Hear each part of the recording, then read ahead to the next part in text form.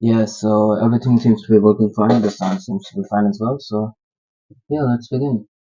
So first, I know in the previous video I said we were going to review the yesterday's price action, which was 8th of November, but we actually did November 4th.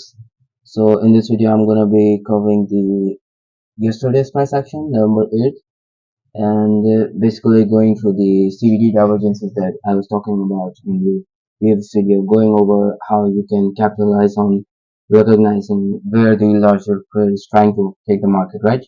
So we can see here, this is the start of the Tokyo session, right here, right?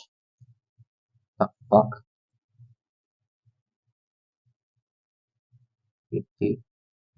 So this is the start of the Tokyo session, right? And because it usually has low volume and low volatility, we're gonna have to zoom the CVD a little bit.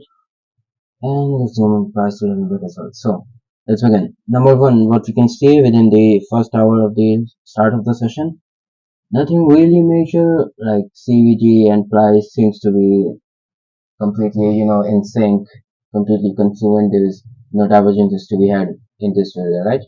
And now this is where this gets interesting, right? We can see that price here has made a lower high, and here is it has also made a lower high, but on the CVD you are actually making a high. So what does that tell you? There are retail traders that are trying to market buy the market to basically push it up, right? But somebody is sitting here with a big limit order that is filling all these positive delta candles, positive delta market buys, right? But it's not pushing the price up. Why? Because there's a bigger limit order sitting here, right? And because we are trading Euro USD, this is probably the institutions, the hedge funds, or whatever, right?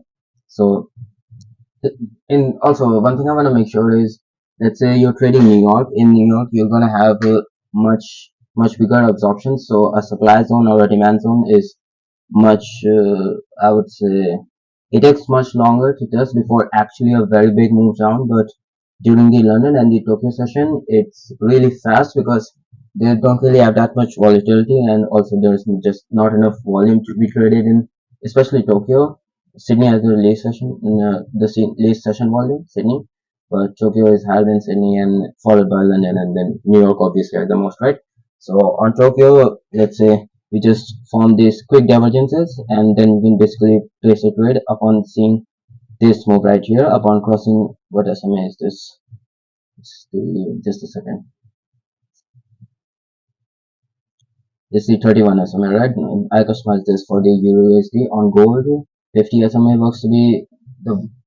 I personally use the 50 SMA on gold, but on Euro USD, I found that the 31 works the best, right? And this is the ATMA. So I believe upon crossing this, you can basically cross. Obviously, you have the reference level right here, which is going to be the stop loss. Let's go ahead and do that. So let's say your entry would be somewhere around here, right? And for stop loss, you can basically use this reference level. And that obviously, because we have a late entry, so you don't really capture that big of a move. It's like 1.5 or whatever. But the thing with these diversities is that they're really reliable. So you basically have a, like 90% win rates, right? So you wouldn't be scared to take a 1.5 trade. I know we usually go for at least a 2 to 1, but I think in these scenarios, 2 to 1 wouldn't be so bad. Also, because let's say you saw that this candle also ended up bearish. Let's say you just entered here, right? Because you're seeing, you would see the divergences right here, and you would enter upon the closer, upon the open of this candle. And now obviously that would, just a second, that would obviously give you what's, that's a 3 to it. Or let's say you're targeting first the local low, and that also gives you the 2.2 risk reward. So that's really good in my opinion. And next up, any divergence. Also here you have, I don't like trading off of these divergences as I told you guys in the previous video, simply because it, it doesn't really tell you that an institution is buying or selling, right? It just tells you that okay, retail is trying to push the market down. It kind of succeeded, but obviously this is a weak move because this is carried by low delta. So you don't really want to be part of it. You can obviously trade it, but it's just something I don't do and I don't recommend doing, because a lot of times what happens is you will have a quick delta spike, and then basically everything just, you know, goes up, the price goes up and you get stopped out. These are just not reliable moves in my opinion, because they are driven by very low delta. That's just not something I would trade. And the next one, let's see, any other divergences?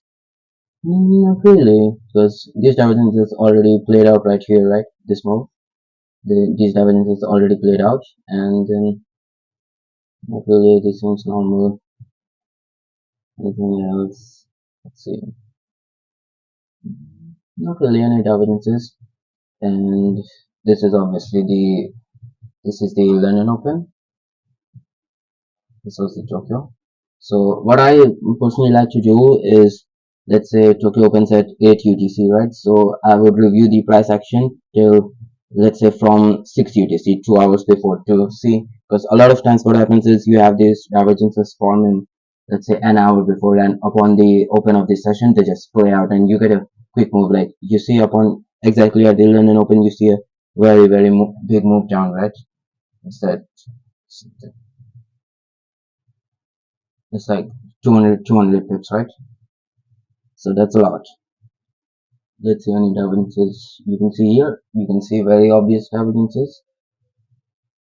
I wouldn't say very obvious divergences, because obviously you would have, in my opinion, you would have lost your trade, would you?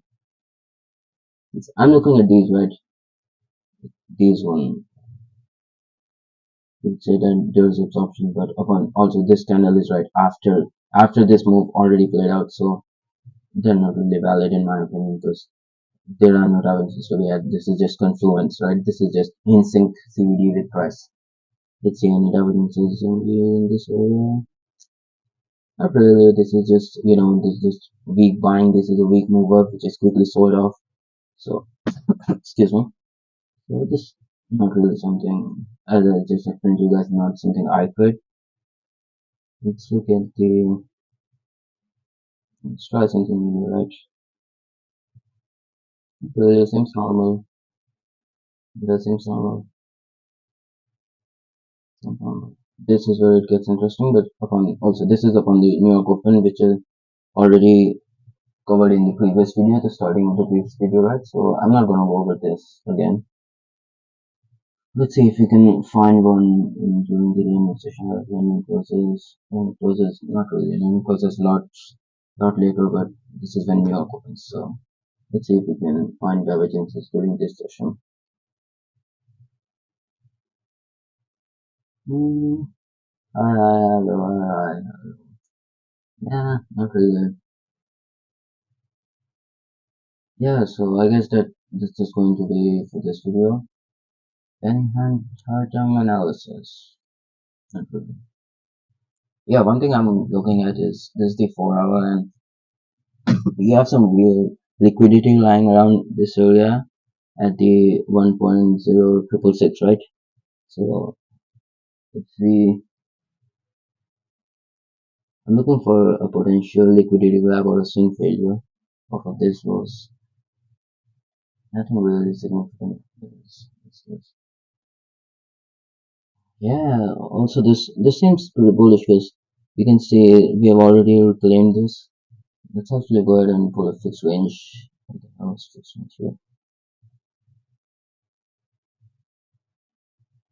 Right. So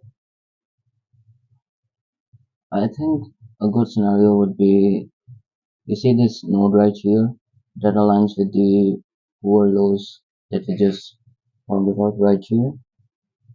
I believe you can get a rejection from this, and basically you can climb off of that and then reclaim this node right here, which will be where this Fibonacci is, like the zero level 1.07608. You can do that, and then we can see where to go from here, right? Yes. Is there anything else? See. Yeah, let's do that. I would say that's it for this video. I just wanted to cover the divergences, right? Yeah, was the New York one I already covered, and anything else? Not really.